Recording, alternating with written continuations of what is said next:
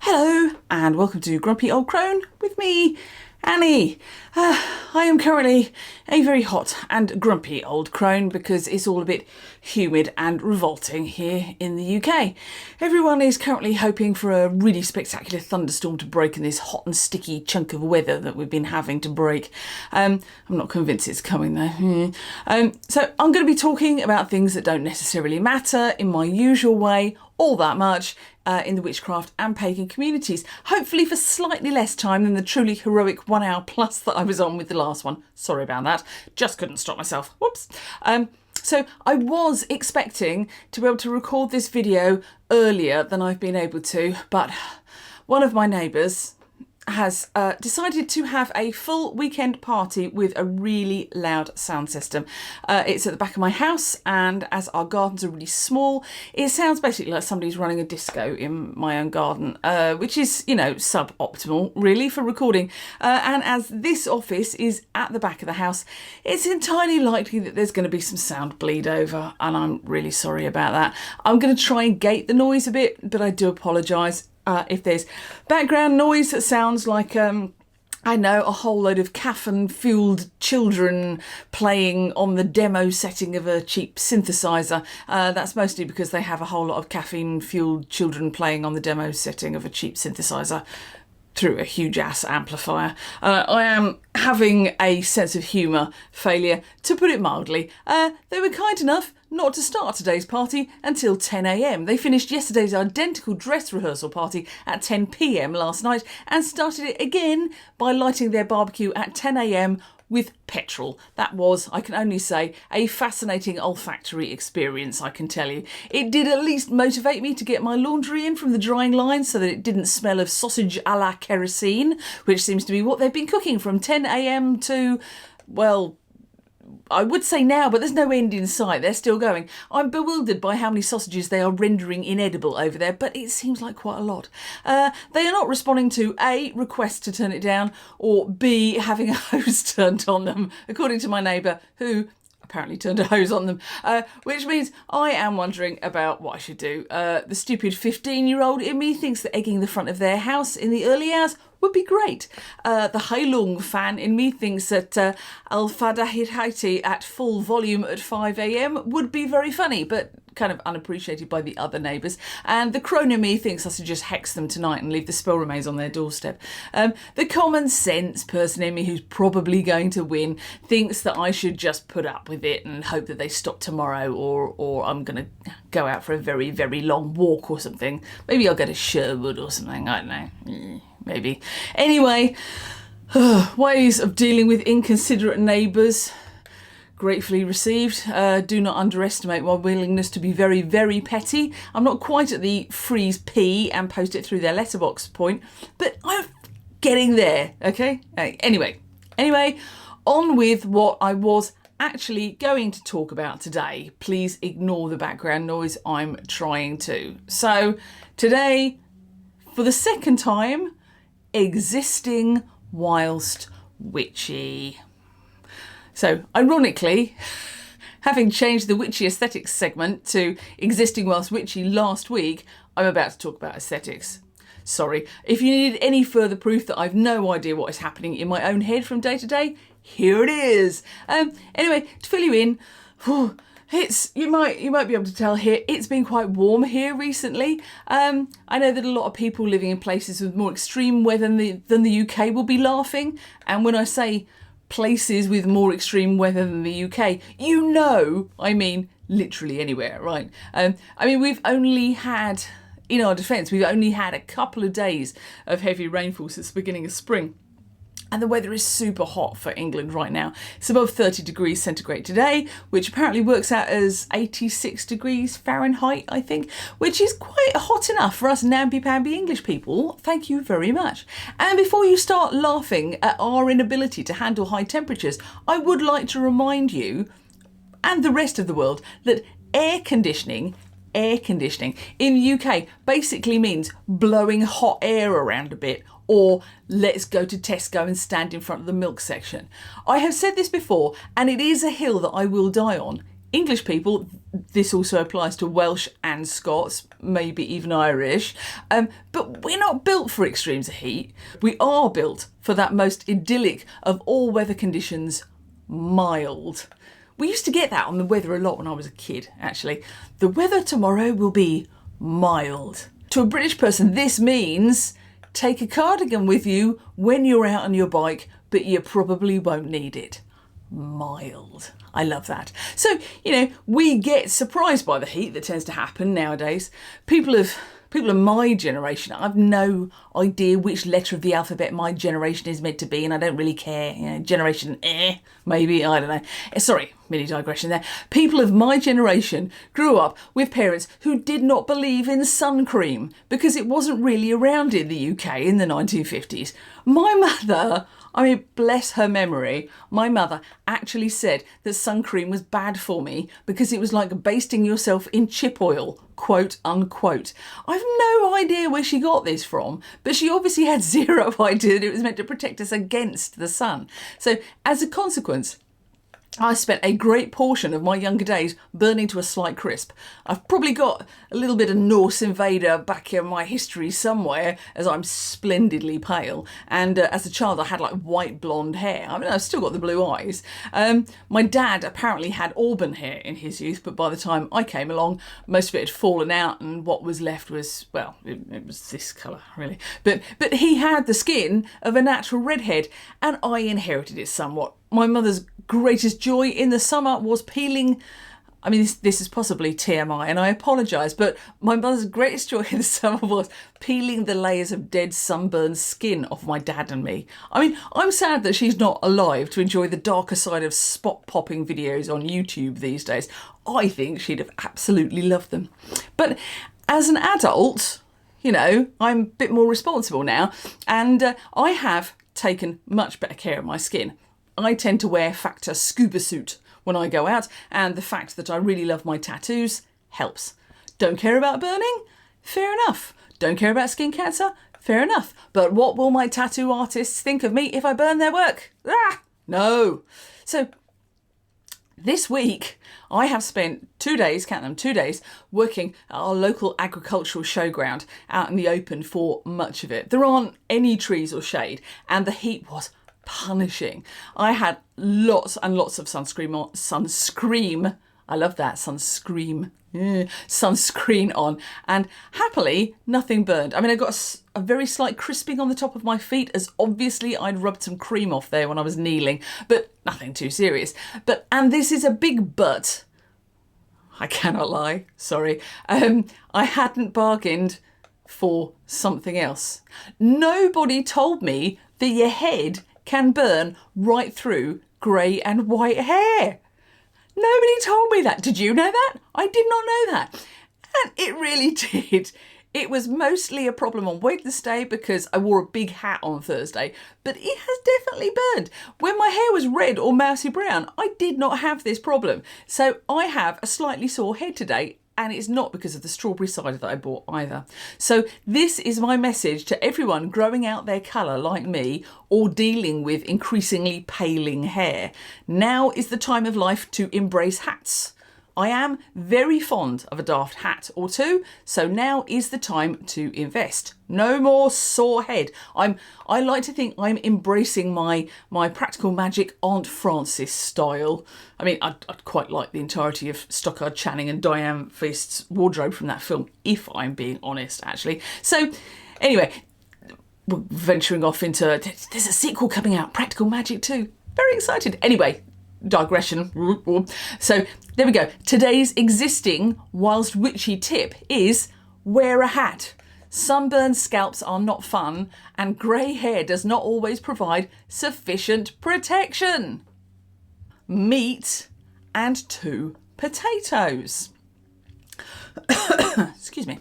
So earlier this week, one of my lovely cronies contacted me and asked me a question about veiling. What did I think about it? Now, to be honest, I hadn't given it a whole lot of thought prior to this conversation. Why hadn't I thought about it? Because it was really not something that I'd learned when I was starting out on this path. Just to let you know, if you're not familiar with this concept, there are some people who, as part of their ongoing practice, believe that they should veil. And when I say veil, I don't mean like a nun or like a bride. I mean basically putting a natty little hair scarf on, a nice little headscarf, right? So I thought about this for a while, and I had a lot of thoughts. I mean, when I thought about veiling, the first thing I thought of was Catholic women covering their head in church for modesty in the presence of God. And then I thought about other religions who required women to cover their heads in the presence of either the divine or men other than their own family. And as I was writing this, I really, really wanted to say that those religions did not require their male worshippers to do the same. I wanted this to come down on the side of feminism. But that's not actually what the evidence backs up, is it? I mean, both Jewish and Muslim men wear head coverings, both during religious services and for many in everyday life. I was kind of puzzled that Christian men are actively requested to remove their headwear when they enter a place of worship. That puzzled me because that's not the same with Judaism and Islam. So I did a little bit of digging and I found out that it goes back to my least favourite New Testament writer, and I cannot tell you how much I dislike this guy, Paul, who told the Corinthians that they ought to remove head coverings in church because they were made in the image of God and therefore needed to show off, show how much like God they were. Not the women. Women not made in the image of anything other than fucking rib, obviously. But moving on, head coverings and long hair, although we don't actually have any reference for what their definition of long hair might have been, but they were seen as a bad thing because they emulated being a woman, and a woman was not godly. We're getting back into this whole original sin bollocks, aren't we? Yeah. We're already in dodgy territory as far as I'm concerned. Many religious men and women are covering their heads out of respect to their impression of the divine, except our good old favourites, the Christians, who seem to be following one of the greatest misogynists in written history by relating the hat status of people in church to how godlike people's gender was considered to be. All very interesting and good for at least a 45-minute argument in the pub with a couple of rounds of some drinks, some heartfelt gesticulating, a couple of straw men arguments before the inevitable shouting, swear words and slamming of doors. Useful tip from personal experience: don't try to slam a door on an automatic closer. It's less dramatic than one might hope for. So, where do we stand on it in paganism? Well, I think we're in slightly dodgy territory anyway, because there isn't a whole lot of information about veiling after the Roman era. We do know that women covered their hair from the early medieval period on. By the time we get to my own favourite period of history, the 15th century, for anyone who's vaguely interested, everyone was wearing hats, and women were expected to wrap their hair after marriage, as exposed hair was a sign of moral degeneracy. I mean, interestingly, we have pictures of... Am I allowed to say the sex word on YouTube now? I don't know. After getting struck for a two-line picture of a boob, I'm not sure. So I'm going to spell it out. Interestingly, we have pictures of sex workers in the 15th century, and their hair was tightly bound and covered, leading to a conclusion that hair exposure was seen as a more serious vice than adultery, lechery, hiring and or working as an sex worker or bodily nakedness. Some men could go without hats when doing really heavy physical labour, but mostly everybody wore hats, coifs or head wraps. Why? Having done a fair bit of 15th century reenactment, I can honestly say that keeping your hair bound keeps it way cleaner and fresher in a smoky environment. You also don't have to worry about faffing around with complicated hairstyles. You just kind of wrap and go. I found it a very useful experiment. I don't know, I turned into somebody from New Zealand there. I apologise to anybody from New Zealand. Experiment. But all that being said, I think it's important to realise that by that point in history, head covering was no longer seen as religious, but simply as a practical and cultural thing to do. So, moving forward, what is the reason for people covering their hair today? Now, this is where people are going to start fuming and writing annoyed comments to me, because I've spent a good chunk of this week hunting for evidence of it. Haven't found any. If your first reaction to me saying this is to open up another tab on your browser and Google, I will say that I didn't exclusively look on Google. Why? Because Google is full of AI masquerading as facts with no historical basis whatsoever.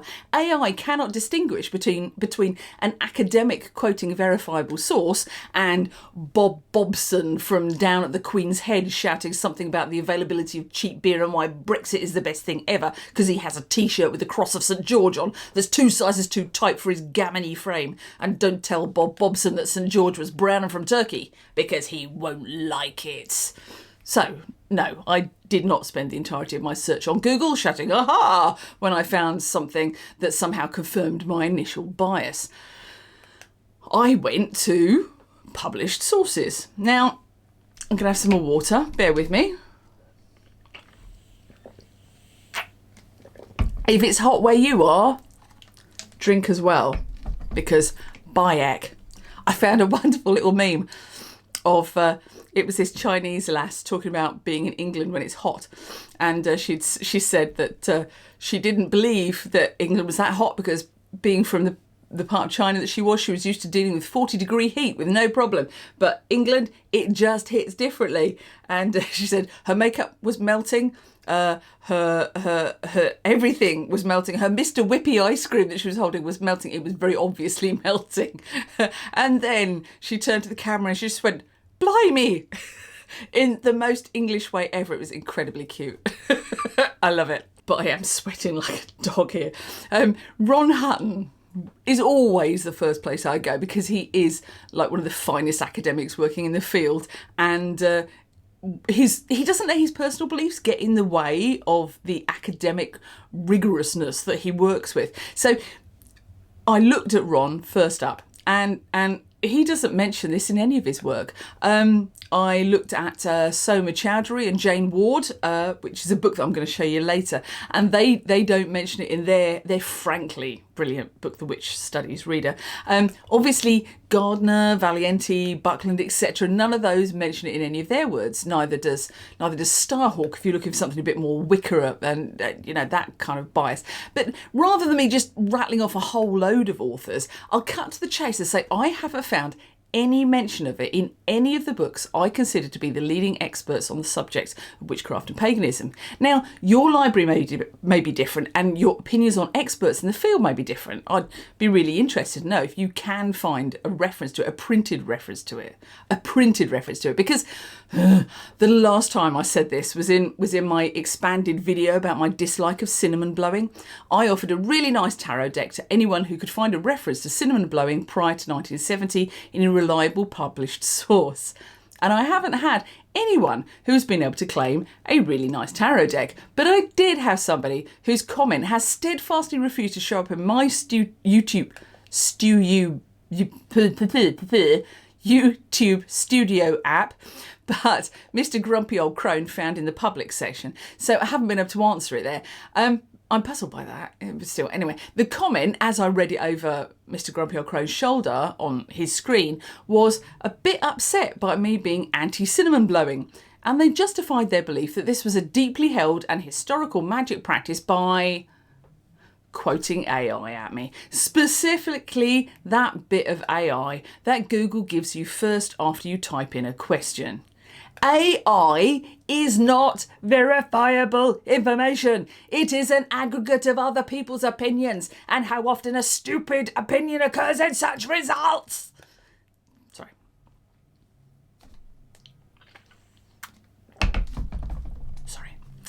Anyway, they quoted 0 sources. They mentioned hoodoo and voodoo. If you're white and claiming to practice hoodoo, prepare for some super justifiable anger from people who are not white. You deserve it, you complete muppet. And they seem to imagine that this was a complete answer, destroying my entire argument. No, it isn't. I'm aware that maybe some people were not paying attention in class, but somebody else said it is not a verifiable primary or secondary historical source when discussing a religious or cultural issue. Give me an author. Give me a book or an article title. Give me a page number. Don't say Google said it, so that's it. And honestly, when I went looking for information, the only place I found information about pagan veiling was on Google, usually a link from someone's Reddit, Pinterest or personal blog. I couldn't find any citable historical or cultural references to it prior to the 1990s, and none of the people talking about it were quoting anything historical as well. They were just saying, well, I think ... Now, as you hopefully know by now, if you've been watching this channel for a little while, if not, hello, welcome, I'm open to having my mind changed. Maybe I've missed something. Let me know. I don't pretend to be a world authority on anything at all, and please don't think I am. I'm just another opinionated arse on YouTube. There's literally nothing special about me at all. So, all that being said, there are people out there putting on headscarves and saying that they are veiling. And you know what? That's just fine. It's their head, it's their headscarf. Knock yourself out. But let's look at the why of this new trend of veiling, shall we? The first why appears to be, and I quote, to protect my power and crown chakra. Let's look at that, shall we? Whilst I am coming over quite negative here, I will say that I have a lot of time for the concept of the whole hair is a source of power thing. Historically, hair has been used as tag lock in poppet work, and it signified beauty and power for millennia. I'm no expert, but I believe Eastern European folklore has a strand of witchcraft practice involving hair magic. Hair can have power, literally. Static electricity crackles from it, and the wrong weather can send hair wild. I've always felt really uneasy about those articles that say that women past menopause should cut their hair because long hair looks bad on older women. As fashion advice, it sucks. It's your hair, do what you want with it. I don't care. But it also stinks of older women give up your power, which I do not like at all. Sam, I am. So I kind of understand the concept of your head and what is on it being powerful. That makes sense to the inner me, but the idea of covering it? That doesn't feel powerful to me. That feels like dimming your power. I mean, once again, this is just me. I have no more evidence for my opinion than I did for the opposing one. I've always felt, though, that covering your head in a religious sense signifies being humble and meek before your God. And you know what? That sits kind of poorly with me. My version of the divine does not require meek obedience from me. I walked away from that shit when I left Christianity. My version of the divine requires me to be part of the cycle of life on this planet, bring joy to others, and leave the world a little bit better than I found it wherever humanly possible. I do not beg the divine for favours and miracles. I request the strength and bravery to make things happen myself. I've been wearing my grey hair like a flag to announce my age and my pride in it, and I'm proud to be the age I am. I have many friends who were not granted that grace. They were taken too early. My grey hair signifies that, and I don't understand why people want to hide that.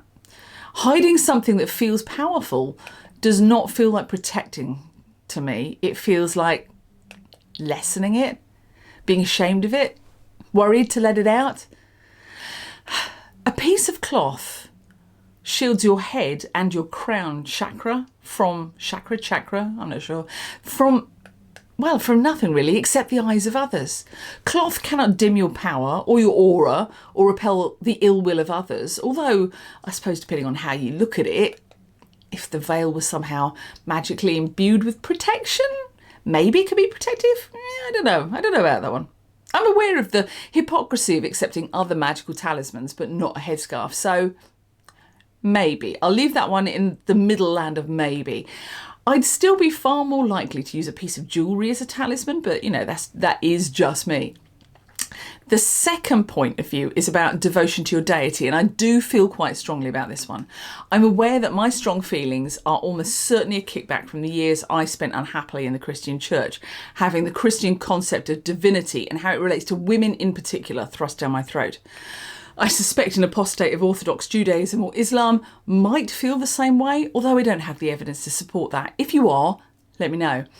I've always enjoyed hearing Stephen Fry talk about his atheism and the evidence that he puts forward to support it. Whilst what I believe is very different to his belief, or lack of belief, I absolutely respect the forthrightness of his opinion. He said on many different occasions that a God who creates a world in which suffering is hard-coded and then demands obeisance is not a kind or a just God. No matter what he tells us, we are being gaslit by God. And I find that difficult to argue with, really. I 100% understand that not everyone shares the same belief system as me, particularly as mine's quite homebrew at the best of times. But people say they veil because they're called to it by their chosen aspect of the divine. Okay, I can understand that.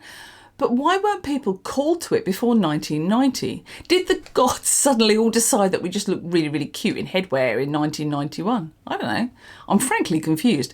And here's another catch. Why is it only women? How many men in veils do you see? How many non-binary folk? The people who veil do seem to be overwhelmingly cute younger women. And when I checked this out, and I did have to use Google because I couldn't, once again, find a single published book with any information, I found Reddit posts saying that men, trans and NB folk could look at using a bandana or a hat. So my question is, where is the difference between veiling and wears a hat? And why don't women seem to get the option to just wear a snapback or a particularly interesting set of hair falls and call it veiling? Why do we seem to be required to wear a headscarf in a much more restrictive way? I suspect it all falls down to the age-old story of you don't get to govern my clothing choices, which is 100% valid. Don't get me wrong on that. And I think in this sense, it falls under the eternally useful Crowley quote of do as thou wilt, which even then was oldie worldy speaky for find your life's purpose and absolutely follow it with everything you have. It's a quote and an inner meaning that really speaks to me. The concert pianist James Rhodes said something very similar once. He said, find what you love and let it kill you. The meaning being follow your passions and life meaning until the end of the days that you are granted. And I love that as a concept. I wrote a weirdly cheerful little ukulele tune about it once during lockdown. Maybe I should stick it on Patreon, you know. Anyway, my point here is that if you feel strongly about it, an opinionated arse like me having a bit of a poke at your point of view on YouTube should not shake your belief at all.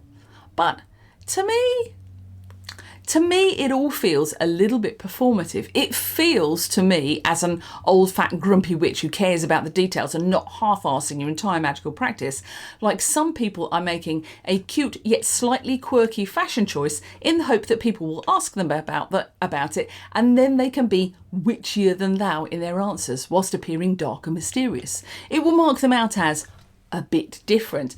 And you know, that fits quite solidly into my inner landscape of not my football, thank you very much. I don't feel the need to appear darkly mysterious outside of a slight disturbia browsing habit on Vinted. Besides, and this is really valid, I feel, when young women wear veils, read headscarves, because it's always headscarves, they look like this. But when women of my age wear them, we look like this. Can you blame me for feeling annoyed? I can promise you, no deity is going to require me to look like that to prove my devotion. And if they do, then get stuffed. I'm picking another one. Happily, to date, Guy doesn't care about my choice of hats and appears to be blissfully unaware of my fashion faux pas, which is just as well, really. It occurs to me, looking back at the existing Whilst Witchy segment, that veiling might actually be a really efficient way to stop a sunburned scalp. So there is that.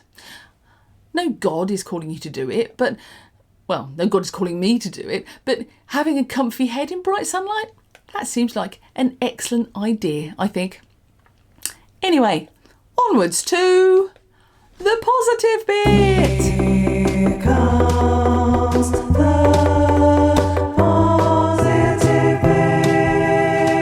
blimey, it's still hot.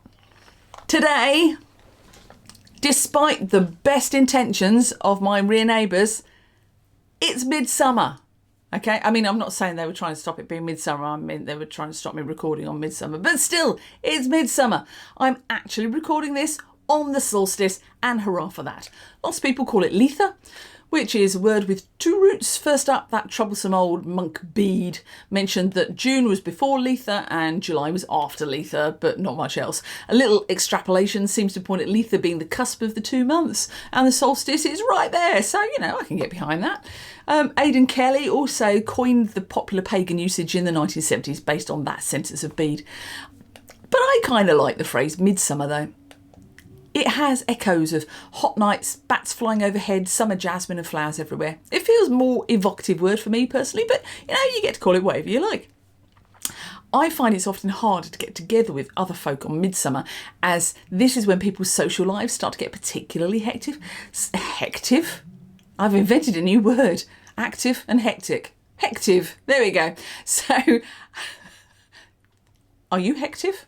I'm hectic. So, over the years, my midsummer has become a really lovely quiet time of sitting in a gently lit garden with a glass of something lovely and feeling the year balancing on that point of the solstice. Afterwards, I'll go back inside to my altar and I'll do some work with solstice energy. It's a great time of year to use all of that blooming, blossoming, heat-driven power to drive spells that need speed and strength to just push them through. This time of year is perfect, I find, for justice workings as well. I always feel that the long days full of sunlight are the perfect time to reveal injustice and cruelties and hold them up to be burned away by the power of the sun. At midsummer, there are no dark, silent corners to hide from the eyes of others. Now, I said I was going to mention this. I bought an amazing new book this week and I have been waiting for a little bit of free time to dive in. Here we go. It is The Witch Studies Reader by Soma Chowdhury and Jane Ward. They are the editors. It's a collection of essays. So it appears to be very much about witchcraft narratives and research outside the usual Western European and American settings. It's an area that I know very, very little about. So I'm kind of eager to expand my horizons a little bit and find out about some witch siblings in other areas of the world. Also, as a collection of essays, I'm not going to feel guilty about diving in and out of it, as I tend to be one of those people who has about 10 books on the go at once. So I'm going to read you a little bit about what this says. The Witch Studies Reader brings together a diverse group of scholars, practitioners and scholar practitioners who examine witchcraft from a critical, decolonial feminist perspective that decenters Europe and departs from exoticising and pathologising writing, that's probably mispronounced, I do apologise, writing on witchcraft in the global south. The authors show how witches are keepers of suppressed knowledges, builders of new futures, exemplars of praxis and theorists in their own right. Throughout, they account for the vastly different national, political, economic and cultural contexts in which the witch is currently being claimed and repudiated, offering a path-breaking transnational feminist examination of witches and witchcraft that upends white supremacist, colonial, patriarchal knowledge regimes. This volume brings into being the interdisciplinary field of feminist witch studies. I think that sounds amazing. I'm already, as you can see by my bookmark here, I've already started it, but I haven't managed to get very far into it. So I'm also going to say after that, I mean, check it out. If you want to check that, how much was it? It was £24. But look at it, it's huge. So I am looking forward to that. But I will also say, very important, just before I say goodbye, that my witch casket arrived. So I do expect to be doing a review video on that in the very near future as well. I'm really looking forward to that one. I promise I will try to make it a little bit shorter than the last review video. Sorry about that. I did go on a bit. So anyway, I'm going to leave you with a very brief blessing for today. Thank you for watching today and whenever else you join me. May the midsummer sun warm your heart with love. May the long daylight hours be reflected in long-standing health and joy in your lives, and may the stillness of the sun bring long-lasting peace to surround you. Happy midsummer, cronies.